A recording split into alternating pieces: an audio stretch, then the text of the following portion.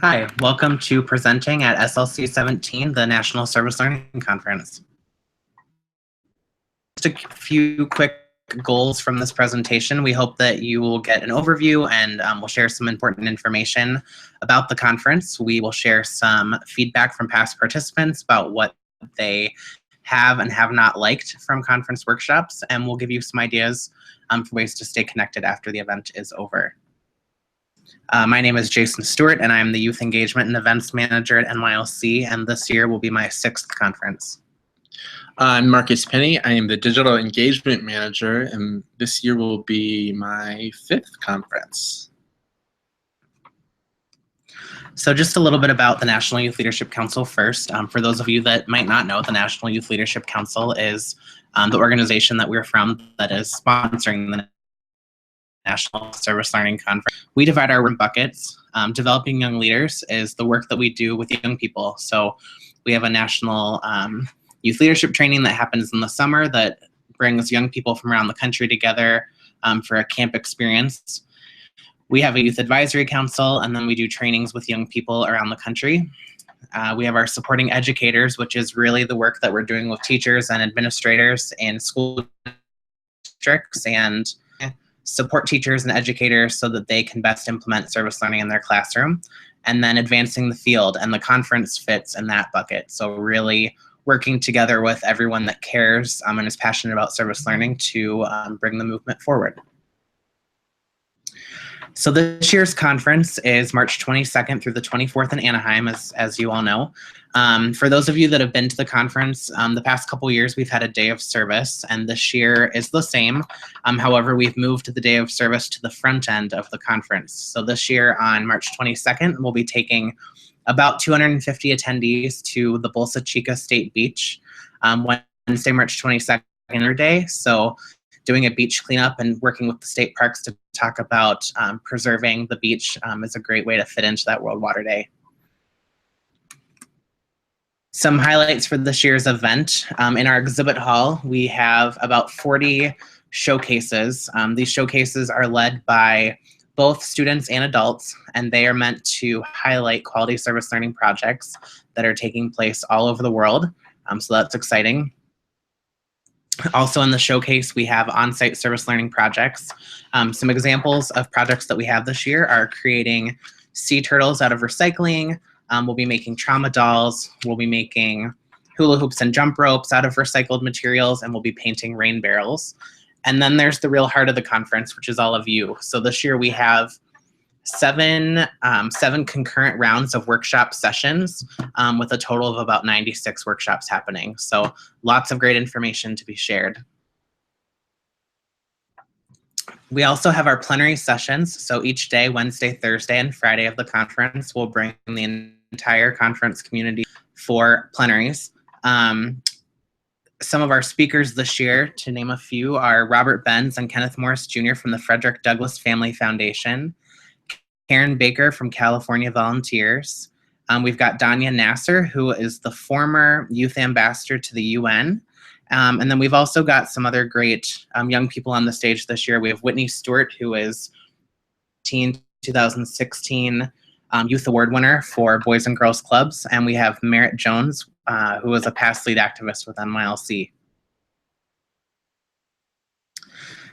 So the next couple slides are photos of past conferences, plenary sessions, some of our larger workshops, so just to kind of get a feel of what the event looks like.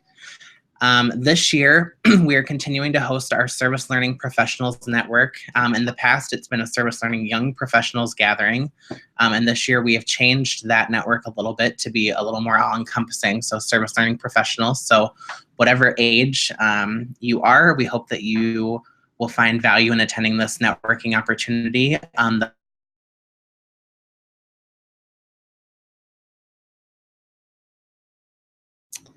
Here's a photo of a past on-site project actually doing trauma dolls, which is something we'll do this year, as well as a water bottle sculpture that we did at our Minneapolis conference in 2012. Here's a photo of what a typical exhibit hall looks like for us. The exhibit hall is typically open during meal times. That's the big time. And then on Thursday this year from 1 to 2 p.m. is our dedicated exhibit hall time. So take the opportunity to meet the vendors, to do the on-site projects, and to really take some time to visit with those showcase participants and learn about the projects they're doing. Every year at the conference, we have some great entertainment. This year being at Disney, we're a little lighter on the entertainment. We hope that you'll take the time in the hallways to hang out with the characters, to head to Goofy's Kitchen for breakfast. But we do have our Youth Award winners this year. Project Prelude will perform at the closing plenary, which is exciting. This is a photo of what a showcase might look like. So this is actually a member of one of our old youth advisory councils, showcasing the work that MYLC does around the achievement gap. Again, here are more showcases. They're typically set up in a science fair fashion. It's a great way to get new ideas for projects and to meet with the people that have already implemented those projects and get ideas on how to make them successful in your classroom. And then each day we'll have the youth room open. So starting Tuesday night, actually, for anyone arriving early at the conference, we'll be doing a youth room speed networking event that's open to all conference attendees that have arrived early. On Wednesday, the youth room will be open prior to the opening plenary session. Thursday night, we'll have the youth room dance to end out the night. And then on Friday, we will be doing a pool party. Again, these are just some photos of past workshop sessions. The workshop spaces are your typical workshop rooms. This year will be in about 14 different workshop spaces at once, so lots of choices for where you want to go and spend your conference time. This is a photo, again, of a typical workshop room. You can expect your rooms to be set in rounds to capacity. Most of the rooms that we're in can fit about 60 participants. A few of them are a little bit larger. All of the rooms will have a head table and a podium, as well as a table in the back for materials. Things that you can expect to be in the rooms when you arrive. All of the rooms will come with a screen, an LCD projector, sound capability for your laptop or DVD player, and there is complimentary Wi-Fi in all of the meeting spaces. Things that you need to make sure that you bring if you need them are a laptop to meet your PowerPoint and CD needs. If you're using a Mac, you should remember to bring your own dongle. And then if you're looking to do anything with writing, your own flip chart and markers or materials for those kinds of things. Equipment rentals are available on site at your own cost and can be worked out with a hotel representative. And then please note that if you have a session and you're looking to be interactive or move around, we just ask that at the end of your session you put the room back the way you found it. Metro Connections is a company that if you've been with us before, you might be familiar with. They handle all of our audiovisual needs. So they will be on site at the conference, and they will be doing audiovisual trainings both Thursday and Friday morning in North Exhibit F. And if you have questions during your workshop, you can flag down a volunteer or UPS, an MYLC staff member, UPS volunteer, and we can get you in contact with Metro Connections to get your AV needs sorted out.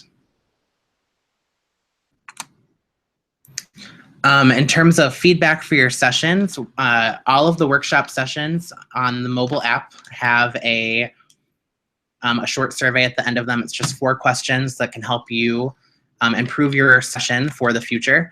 And so please, at the end of your session, make sure that you encourage your attendees to complete the survey at the end of the conference. When we return back home, if you'd like to see the survey results, let me know, and we'll make sure that you get those. So as for the types of presentations, some of the things that our attendees love are kind of embodying these keywords, enhancing. So really taking something that maybe people are already familiar with and giving them something new to work on, a new spin on it or new details, so that even the so-called service learning experts in the room could actually gain something new from the unique perspective that you bring.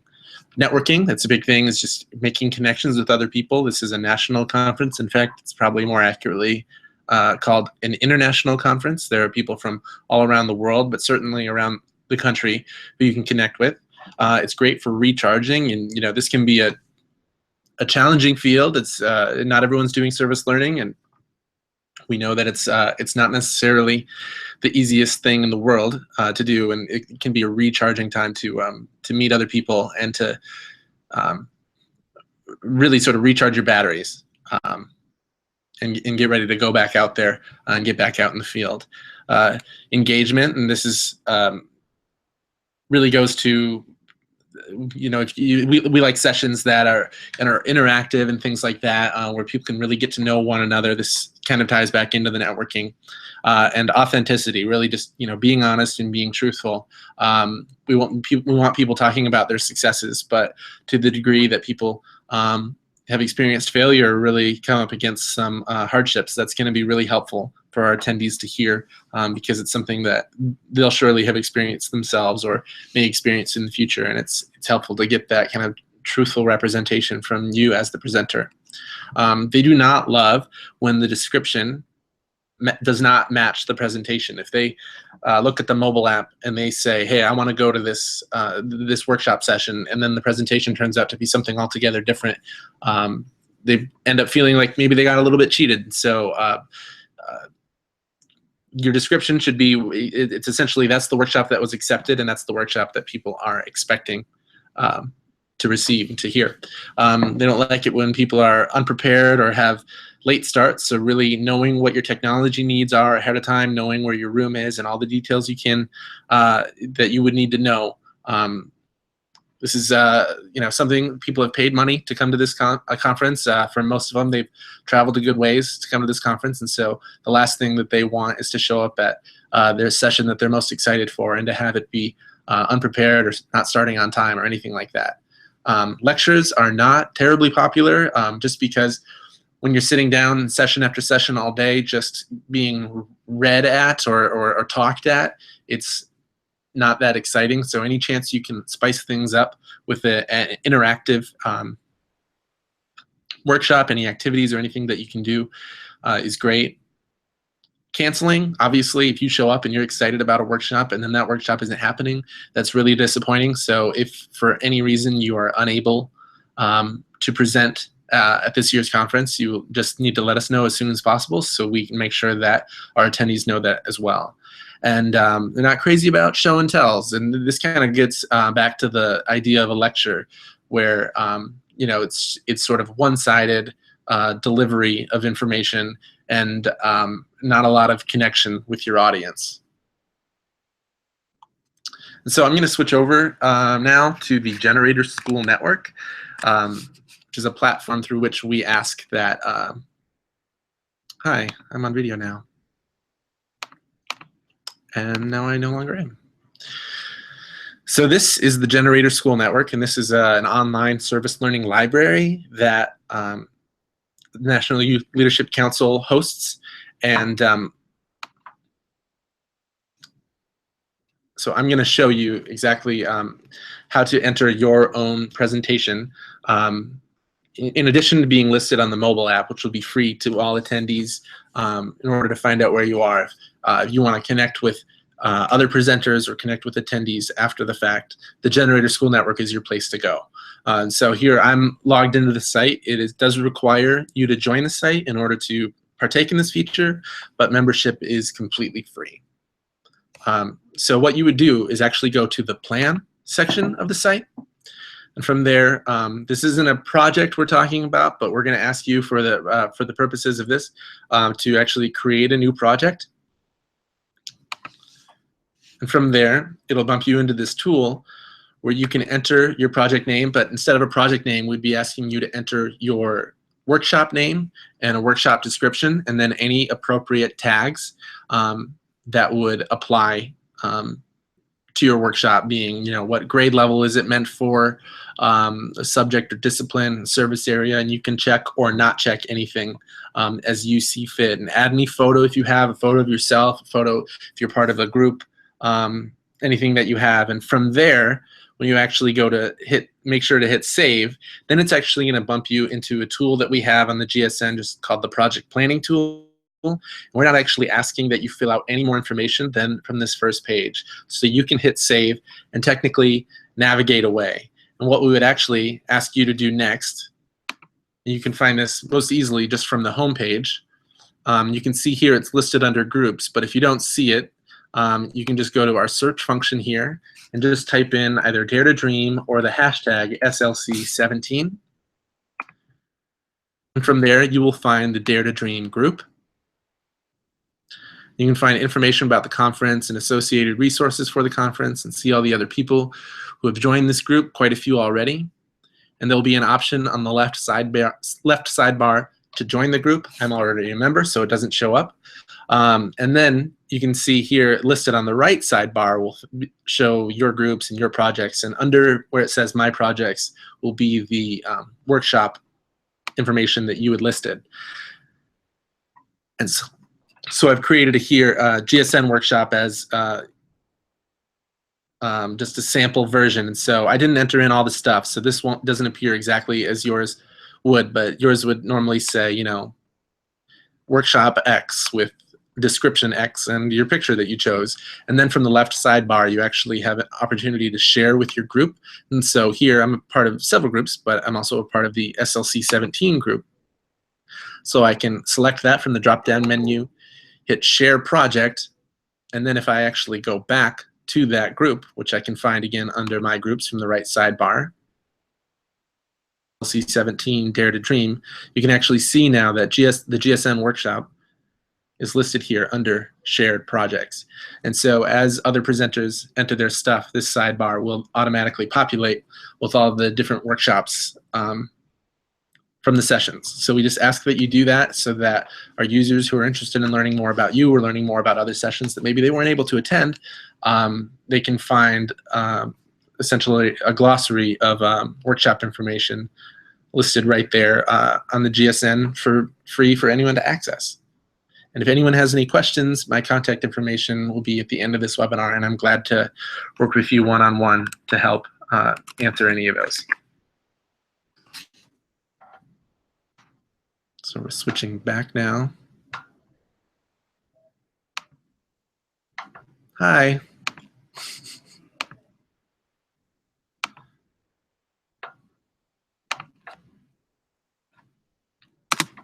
Okay. Yep, so here's some contact information for Marcus and I. If you have any questions about the conference in general, feel free to let me know. And if you have questions about the Generator School Network, let Marcus know. Just some final reminders. Again, we would really love for you to upload your projects to the GSN, either now or when you're done with the conference. It's a great way, you know, if there are workshops that you're missing, especially while you're presenting your own session, that's a whole round of workshops that you're not able to attend as an attendee. So this is a great way to see those projects or those workshops and reach out to those folks if you are interested in their presentations. And then again, if you for some reason cannot make it to the conference, we really stress that you let us know in advance so that we can cancel your session and let attendees know in a timely fashion. So thanks again for watching the webinar and for presenting at the conference. We're excited to see you in Anaheim, and if you have any questions, let us know. Thank you.